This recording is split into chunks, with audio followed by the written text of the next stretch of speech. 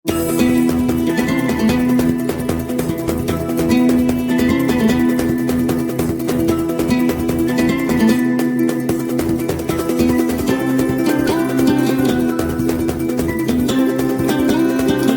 اللہ الرحمن الرحیم۔ السلام علیکم ناظرین کرام، میں ہوں شاہد محمود ناصر اور آپ دیکھ رہے ہیں میرا فیس بک اور یوٹیوب چینل۔ ناظرین کرام، میں نے اپنے پچھلے کسی ولاگ کے اندر ایک خبر بریک کی تھی کہ میجر جنرل فیصل نصیر جو کہ ڈی جی سی ہیں ISI کے، انہوں نے پنجاب کے جو بریگیڈیئر راشد ہے ISI کے، ان کو یہ ڈیوٹی دی ہے، ان کو یہ ٹاسک دیا ہے کہ وہ PTI کے کم از کم 25 لوگوں کو توڑیں اور ان لوگوں کو کسی بھی طرح سے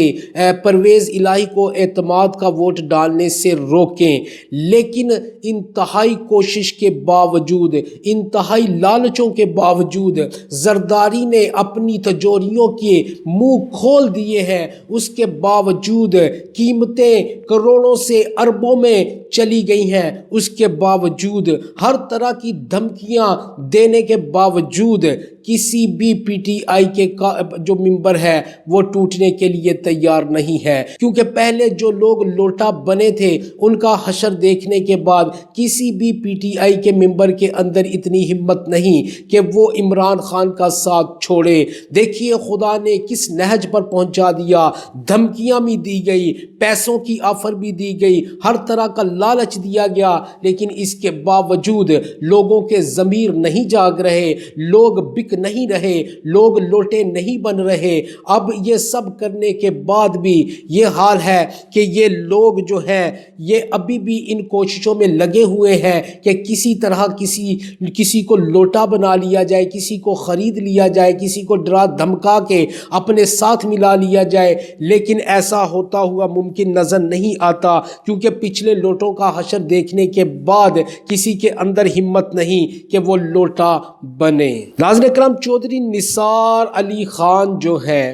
انہوں نے اپنے حلقے کے لوگوں کے سامنے یہ مدعا رکھا کہ میں اب کس پارٹی کے اندر جاؤں، میں کس پارٹی کو جوائن کروں، تو 99.99 لوگوں نے ان کو یہ مشورہ دیا ہے کہ وہ عمران خان کا ساتھ دیں، اور بظاہر یہی نظر آتا ہے کہ اب چودھری نثار علی خان کو عمران خان کی پارٹی میں شمولیت کرنا ہی پڑے گی۔ لیکن شاید اس کے پیچھے کچھ اہم باتیں ہوں، کچھ شرائط ہوں، کیونکہ جس حلقے کے اندر چودھری نثار علی خان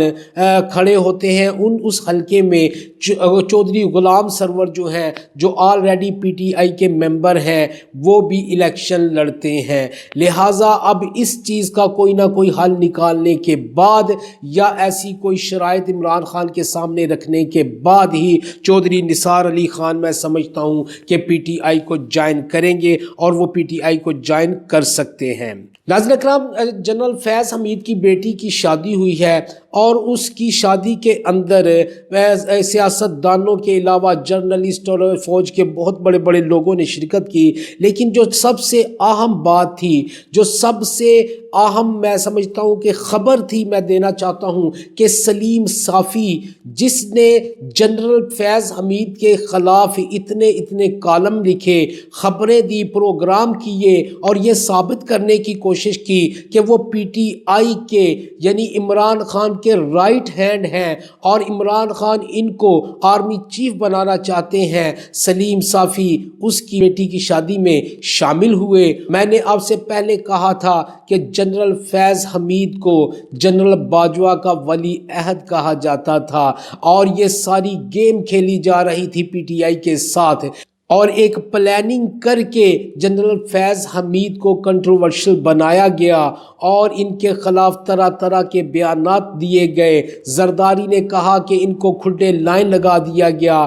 یہ سارا کچھ ایک سوچے سمجھے پلان اور سکرپٹ کے مطابق تھا، اور کوشش یہ تھی کہ کسی طرح جنرل فیض حمید کو آرمی چیف بنایا جائے۔ عمران خان اور PTI والے یہ سمجھیں گے کہ ہمارا بندہ آ چکا ہے آرمی چیف، لیکن اندر کھاتے وہ اصل میں جنرل باجوہ کا ولی عہد ہوتا اور وہ وہی کرتا جو جنرل باجوہ چاہتا۔ اب بھی نظر تو یہی آ رہا ہے کہ 90% وہی کچھ ہو رہا ہے جو جنرل باجوہ چاہتا ہے، لیکن ابھی پوری طرح سے ہم یہ نہیں کہہ سکتے کہ ایسا ہی چلتا رہے گا۔ آنے والے دنوں میں بہتری آنے کی امید ہے، لیکن اگر جنرل فیض حمید آرمی چیف بنتا تو شاید ایسا ممکن نہ ہوتا۔ سلیم صافی جو ایک طرح سے گالیاں تک دیتا رہا جنرل فیض حمید کو، وہ آج اس کی بیٹی کی شادی میں شرکت کر رہا ہے، اس سے گلے مل رہا ہے۔ اب یہ ساری باتیں کھل کر سامنے آ رہی ہیں کہ وہ سارا کچھ اسکرپٹ میں شامل تھا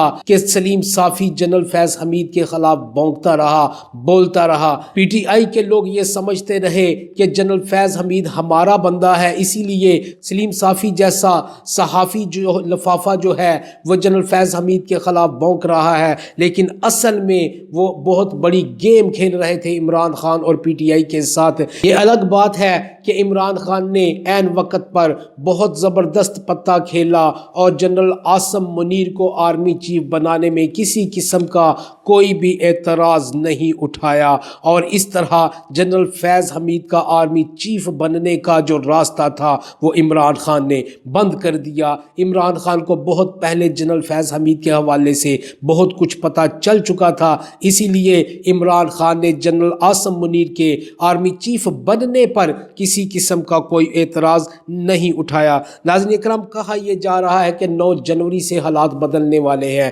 بہت تیزی کے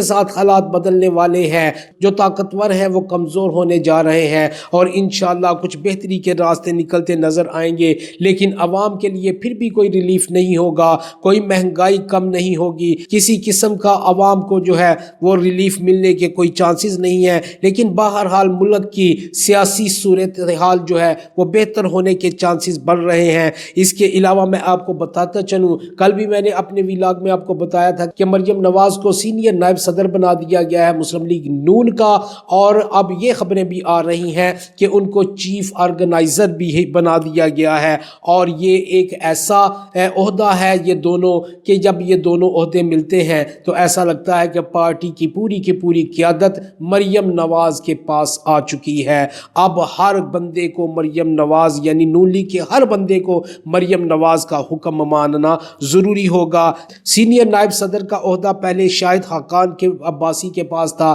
ان سے واپس لے لیا گیا، اور اسی طرح یہ بھی سننے میں آ رہا ہے مریم نواز کا جو بیٹا ہے جنید صفدر، اس کو سوشل میڈیا کا ہیڈ بنائے جانے کے امکانات بن رہے ہیں، اور اس کا بھی مطلب یہ ہوگا کہ ان پارٹی کے تمام لوگوں کو مریم صفدر کے بیٹے جنید صفدر کا حکم بھی ماننا پڑے گا، جو کہ میں سمجھتا ہوں کہ سینئر سیاستدان جو نون لیگ کے ہیں ان کے لیے لمحہ فکریہ ہے، اور اس حوالے سے ان کے اندر تشویش کی لہریں دوڑ رہی ہیں اور بہت کچھ پھوٹنے اور پھٹنے کی امید بھی نظر آ رہی ہے۔ ناظرین کرام، اگلی ویڈیو میں نئی خبروں کے ساتھ دوبارہ حاضر ہوتا ہوں، تب تک کے لیے اللہ حافظ و ناصر۔ پاکستان زندہ باد۔